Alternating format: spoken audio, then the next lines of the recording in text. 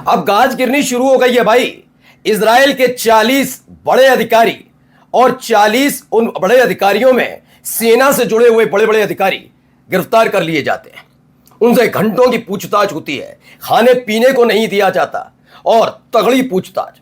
कहां कैसे इन्हें गिरफ्तार किया गया, क्यों गिरफ्तार किया गया और उसके बाद के हालात क्या है, वो भी आपको दिखाऊंगा।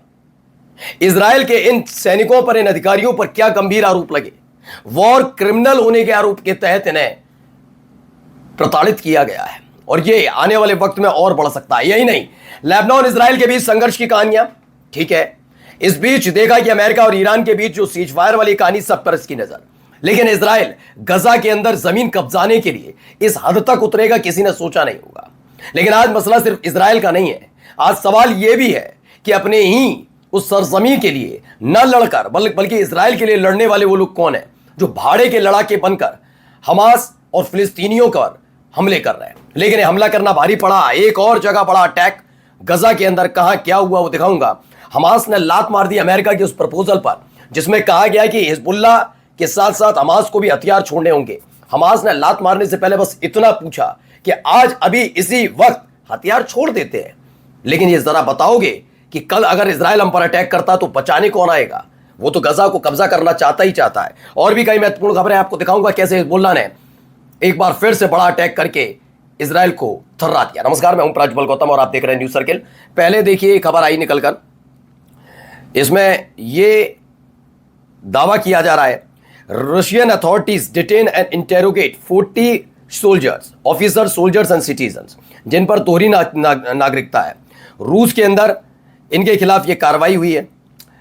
क्या कार्रवाई है जरा अंग्रेजी में, लेकिन हिंदी में बता देता हूं। रूसी अधिकारियों ने तेल अवीव से आते ही मॉस्को के डोमोडेडोवो हवाई अड्डे पर 40 इजरायली अधिकारियों, सैनिकों और नागरिक कौन से, जो दोहरी नागरिकता वाले लोग हैं, उनको हिरासत में लेकर पूछताछ की गई।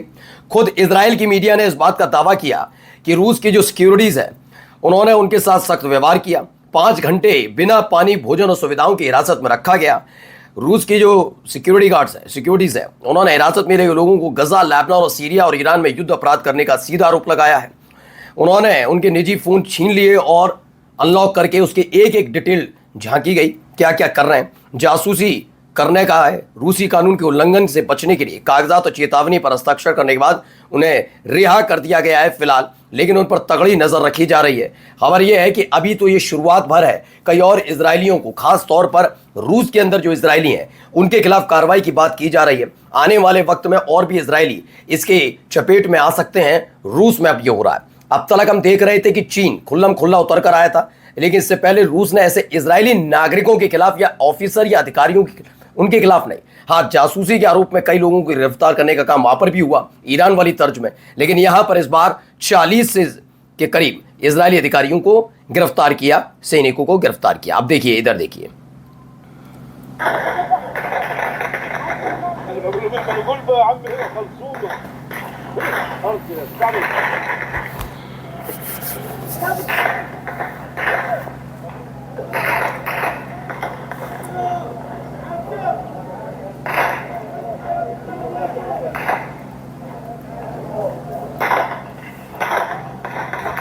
तो ये गोलीबारी हो रही है लगातार, ये गोलीबारी की तस्वीर है, वीडियोस। तो इसमें है कि हेब्रू अर्जेंट न्यूज वेबसाइट है, documentation of clashes between Israeli army backed militias and Hamas elements in Khan Younis during the last hours. थोड़ी देर पहले ये झड़प हुई है हमास के बीच में और उस लड़ाका संगठन के बीच में जिसको इजराइल फंड कर रहा है। दरअसल हुआ ये था कि आपको पता है कि गजा और इजराइल में सीज फायर हुआ। ये सीज फायर की नींव इसलिए रखी गई थी क्योंकि जब ये सीज फायर हुआ उससे 1.5 महीने पहले तक बहुत कमजोर था हमास के जो फिलिस्तीनियों पर हमले और ये तमाम चीजें। 1.5 महीने के भीतर हमास ने इतने जबरदस्त हमले आईडीएफ पर किए थे कि आईडीएफ के सैनिक पागल हो गए थे, लगातार मैयतें उठ रही थी, बहुत भारी हमले थे। उसके बाद सीज फायर हुआ, लेकिन आईडीएफ की कमजोर स्थिति को देखते हुए इजराइल ने खेल खेला था। फिलिस्तीन के अंदर ही एक लड़ाका संगठन खड़ा करने की कोशिश की। इस लड़ाका संगठन को ऑफर दिया था कि भाई काम करना, आप हमास से के खिलाफ लड़ो, फिलिस्तीनियों पर अत्याचार करो, कुछ भी करो, बस गजा पर कब्जा चाहिए। गजा पर कब्जा करोगे इसके लिए हथियार मिलेगा, पैसा मिलेगा, और अगर गजा पर कब्जा कर लिया इजराइल के लिए तो उसमें से एक बड़ा हिस्सा जमीन का आपको दे दिया जाएगा। तब से ही लगातार कोशिश कर रहे हैं, लेकिन भारी कीमत इन लोगों को चुकानी पड़ रही है। मैंने इसीलिए कहा, कौन ये लोग हैं जो गजा के लिए नहीं, फिलिस्तीनियों के लिए नहीं, बल्कि इजराइल के लिए लड़ाका संगठन बनकर लड़ रहे हैं?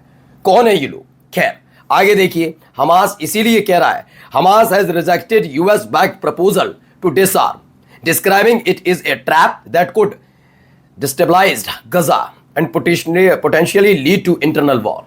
उन्होंने कहा है कि ये जो ट्रैप है ना, कि हम हथियार छोड़ दें, ये बात सीज फायर के वक्त भी उठी थी। तब भी कहा गया था फिलिस्तीन को मान्यता मिलने के बाद फिलिस्तीन में सरकार के बाद एक सेना, और अपनी देश की सेना के सामने हमास करेगा सरेंडर। लेकिन फिलिस्तीन को मान्यता मिले तकरीबन 1 बरस में हो चुका है, पहले भी मिल चुकी है, लेकिन इस बार जो प्रपोजल था उस हिसाब से 1 साल हो गया। न सरकार न सेना, अभी कोई चीज की व्यवस्था नहीं हो रही है, और कह रहे हैं हमास हथियार छोड़ दे। वो कह रहा है हथियार तो छोड़ेंगे ही छोड़ेंगे, लेकिन अपनी सेना के सामने, आईडीएफ के सामने सरेंडर नहीं करेंगे। आईडीएफ ने तो बकायदा, इजराइल ने तो बफर जोन बना लिया, जैसे लेबनान में बना रखा। उनकी जमीन पर, अपनी जमीन पर बफर जोन नहीं है, उनकी जमीन पर बफर जोन बना के बैठे हैं। एक दिन उसे भी कब्जा करके रख लेंगे, फिर और युद्ध करेंगे, फिर एक और बफर जोन। ये इसकी नीति। उन्होंने कहा ये सब नहीं चलेगा। तो फिलहाल अमेरिका के इस प्रपोजल को लात मार दी हमास ने। अब आइए एक और वीडियो जरा देखते चलिए, यहां क्या हो रहा है। देखिए, मरकवा टैंक एक और कैसे उड़ा दिया जाता है, यह भी खबर निकल कर आई। अटैक हुआ है, और अटैक के बाद की ये तस्वीर निकल कर सामने आई, कैसे ये हमला, ठीक है, ये मरकवा टैंक और उड़ा दिया गया, जाकर सीधे टारगेट मरकवा टैंक को। ये एफपीवी जो है, इसका बड़ा जबरदस्त इस्तेमाल किया जा रहा है, और इसने वाकई परेशान तो किया है। ये मरकवा टैंक को उड़ा दिया। इसमें बताया गया ये खास तौर पर एफपीवी का इस्तेमाल हिजबुल्लाह कर रहा है, भारी तादाद में कर रहा है। अब इटली चूंकि अभी भी नेटो एक दूसरे पर आरोप लगाए, कुछ करे, लेकिन फिर भी अमेरिका को यह उम्मीद है कि आज नहीं तो कल नहीं तो परसों साथ एक साथ खड़े होंगे। तो एक और प्रपोजल भेजा गया इटली को, इटली ने भी लात मार दी। दरअसल ये था कि अमेरिका के मिलिट्री जो प्लेन्स है, एयरक्राफ्ट है, वो सिसिली एयरबेस है, वहां पर उतरेगा, जिसमें ईरान के खिलाफ जो युद्ध के लिए हथियार है वो भेजे जाने हैं ईरान के खिलाफ लड़ने के। उन्होंने मना कर दिया। Italy has refused to allow US aircraft to use the Sicily airbase for transporting weapons for the Iran war. उन्होंने कहा हमारे एयरबेस का इस्तेमाल ईरान के खिलाफ हमने पहले भी मना किया, और अब भी हम मना कर रहे हैं, किसी भी कीमत पर नहीं होने देंगे। ये पहली दफा है जब रीढ़ की इस हड्डी को झुकने नहीं दिया, उसके हर एक ट्रैप को पकड़ा। ब्रिटेन के एक एयरबेस पर अटैक हुआ था, लेकिन जल्दी खुलासा हो गया वो ईरान ने नहीं किया। फिर बाद में जिन्होंने किया, ब्रिटेन ने उनके खिलाफ मोर्चा खोला। फिलहाल अकेला तो पड़ा हुआ है अमेरिका। और देखिए, एक है F-15 स्ट्राइक ईगल। इसको लेकर खबर क्या है, अमेरिका के एक पूर्व कर्नल है, उन्होंने एबीसी न्यूज को बताया कि ईरान जो है ना, वो इंफ्रारेड सिस्टम का इस्तेमाल कर रहा है। अमूमन इस्तेमाल होता है रडार सिस्टम, लेकिन वो इंफ्रारेड सिस्टम का इस्तेमाल कर रहा है। इस इंफ्रारेड सिस्टम का जो इस्तेमाल किया जा रहा है, इसकी वजह से ही अमेरिका के एफ सीरीज के कई जेट मार गिराए गए, क्योंकि F-13, F-15, F-35 कैसे जो जेट्स हैं वो रडार के हिसाब से बनाए गए हैं, इंफ्रारेड सिस्टम के हिसाब से नहीं है। इसीलिए वो लगातार ढेर हो रहे हैं, मार गिराए जा रहे हैं, और भारी नुकसान अमेरिका को उठाना पड़ रहा है। ईरान की इस टेक्निक के आगे अमेरिका पस्त है। और ये मैं नहीं कह रहा, मेरा चैनल नहीं कह रहा, अमेरिका के एक पूर्व अधिकारी कह रहे हैं। नमस्कार।